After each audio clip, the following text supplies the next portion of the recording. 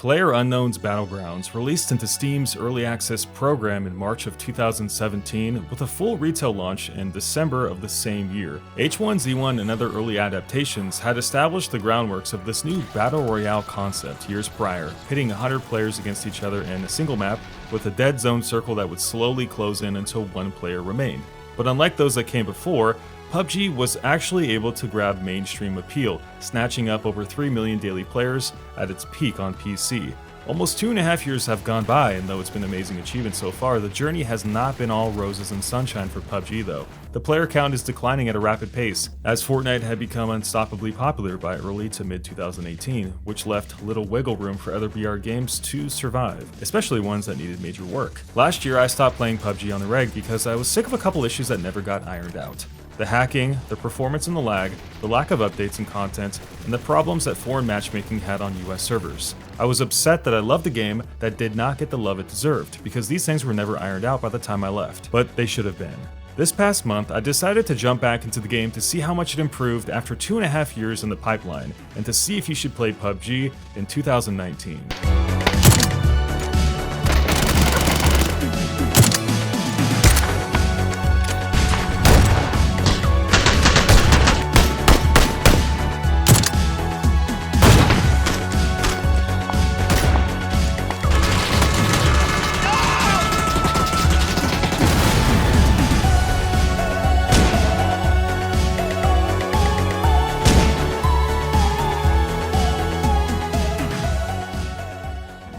PUBG released unfinished and lacking content for far too long. At release there was one map, Erangel, the vanilla gun sets, and the third-person mode. After some time the FPP mode was put inside the game alongside training, custom matches, seasons, and of course new maps, guns, and player customizations. PUBG's main source of progression comes in the form of a two-tier content reward tree in which players level up to get new items, skins, some goodies and coupons to buy stuff in the shop as well. If you own Premium, you get access to both trees. If you don't, you get access to the top tree, which gives you obviously much less. To level up, you can either play the game or complete missions such as kill 5 people with the Kar 98. This carrot on the stick is a nice thing to have, giving players a reason to come back and play the game to unlock all the cool shit for $10. Compared to other season passes, I think this one is pretty fair, cheap, and gives you enough to justify the cost. I just wish it was in the game a little bit earlier. This content stream was missing from PUBG for a long time and is a crucial component in keeping the attentions of players. This day and age, with so many games out there, you have to provide incentives to keep people coming back. After playing about a week, I got to level 25 or so out of 100 with the season pass. So while it's not perfect and the customization options are not all that cool, it's still more content, and more content is good. Another item PUBG has improved over time is the shop, which now actually has items to buy in it with the battle points you get from playing the game. Unfortunately, it comes with a catch. Many items in PUBG's shop are cash only, and the ones that aren't cash cost an arm and a leg. This skin for the M16 is 62,000 BP. That is pretty insane. I don't know the math, but this will take pretty much forever to get.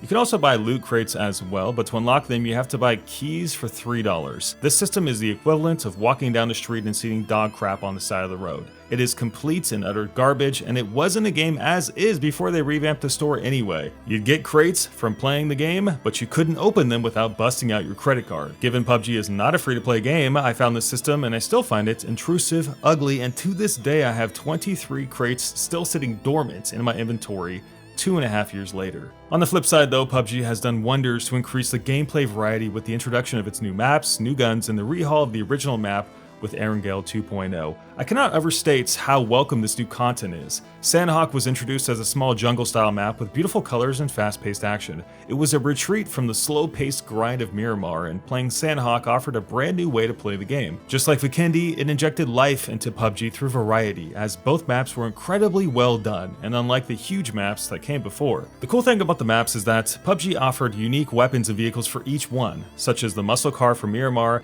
the G36C for Vikendi, or the QBU and the piece of crap scooter for Sandhawk. These small touches of flavor made each mode just a little bit different when playing, as you'd naturally stumble across different weapons you hadn't used in a while through map rotations. Unfortunately, currently, PUBG lumps the 3 most recent maps in a single queue, which was obviously done to decrease wait times for unpopular maps and to promote Erangel 2.0. They've done this twice now, and it's complete and utter BS, especially when there's a mission to play a specific map without the ability to select it. Nobody wants to spam the random map option and then dip out of every map that's not Sandhawk if that's what they want to play. If I had to guess, it's because the demand for Miramar and Vikendi is quite low, so they lump them in with Sandhawk to get players into them. You can guess what results from this, as people don't want to have to deal with it. Huge queues for the random map option, which makes the wait even longer to get in the map you actually want. As for the weapons, PUBG needed consistent new weapons far before it got them, but thankfully we have a better assortment today.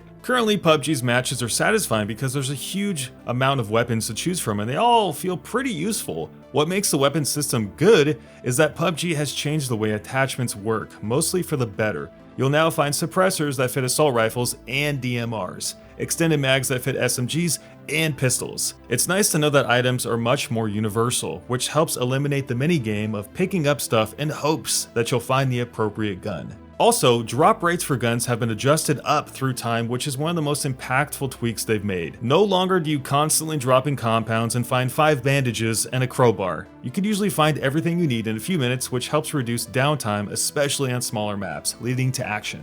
As for the new additions, vaulting, ledge grabbing, and flare guns have really changed PUBG's day-to-day play. I use vaulting all the time, and ledge grabbing brings more agility to the stiff movements of PUBG. It's not just an afterthought either, as you can jump sideways and still grab ledges, which shows that developers understood that players might want to vault over something at a weird angle because, well, they might be getting shot at and they're running for their goddamn life. These two systems really helped the movement system of PUBG, which was criticized for a long time for being far too clunky. The flare gun is another welcome addition to PUBG. Flare guns can be used to call in weapons or the BRDM depending on where the player is in relation to the circle. The flare gun is actually really cool because it's a risk-reward system, as when you call in the flare, you can expect company. Any element that promotes tension, which eventually leads to combat scenarios, amplifies PUBG's core gameplay, and this is one of those systems. Through the years, Fix PUBG has tried to address the terrible netcode and latency issues that plagued the game since launch. The fact that they had to institute this goes to show how bad the problem was. For me, I've seen a decrease in hit registry issues and rubber banding in combat.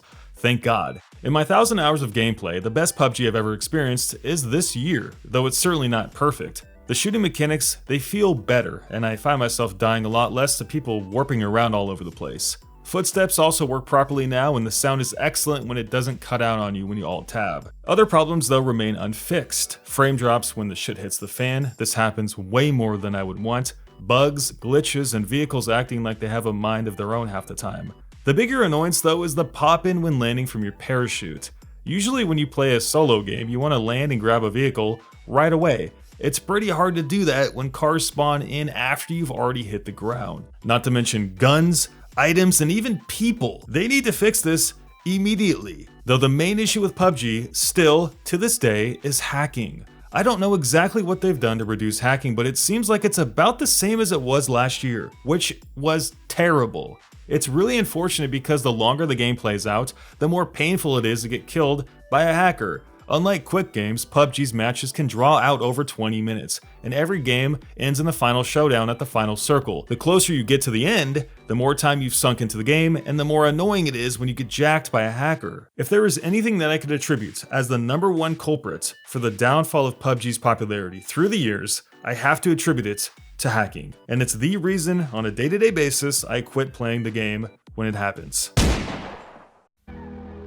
PUBG made history when it came out on PC by exposing the Battle Royale genre to the mainstream audience. I always thought it was the best BR game and the most realistic one at that. And for $30, you get an extremely tactical shooting game with tight gunplay mechanics and some pretty nice visuals. It's not Crysis, but it looks and plays pretty good, especially for a game that costs half the price. So I came back to the game after it had been out for 2.5 years to see how it had evolved, and honestly, it's better. Mostly in the content department. Maps, guns, customization, and season content. The gameplay is about the same, still tactical and enjoyable, yet the lag and connectivity issues have been smoothed out a little bit, though not eliminated. Sadly, hacking remains a monstrous problem, as does the never-ending dilemma of matching up players who speak the same language. Matchmaking still remains a huge issue.